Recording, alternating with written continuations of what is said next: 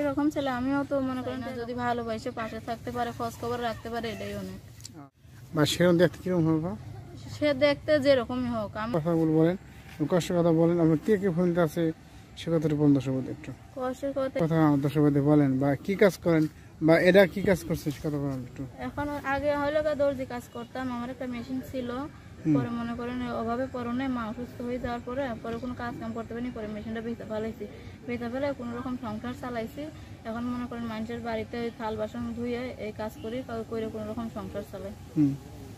এখন যদি কেউ সাহায্য করতো বা কেউ যদি ভালোবাসে পাশে থাকতে চাইতো তাহলে ভালো হতো। আচ্ছা, আপনি এরকম ইউটিউব কাজ করছেন নাই প্রথম আসে? না নাই প্রথম। হ্যাঁ, তখন কি কি মনে হলো যে আপনি ইউটিউব আসলে টাকা পয়সা পাবেন বা না আমাদের তারপরে মনে করেন মানুষ পায়, ভালো মানুষ পায় যে বিয়ে করে এরকম। আচ্ছা, আপনার বয়স কি কত হবে? বয়স হচ্ছে 16। 16 বছর। 16 বছর প্রেম ভালোবাসা বা বিয়ের কোনো আবার আসলে হবে? না না, আমি এমনি ভালো মানুষ পাই তাহলে একদম টাকা পয়সা করতাম না।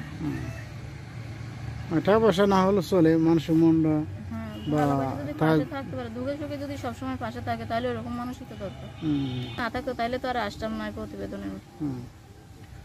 আচ্ছা নুপুর আপা, তো আপনি বলছেন যে আপনার বয়স এখন 16 বছর।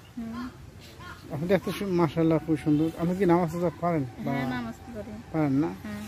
আচ্ছা, তো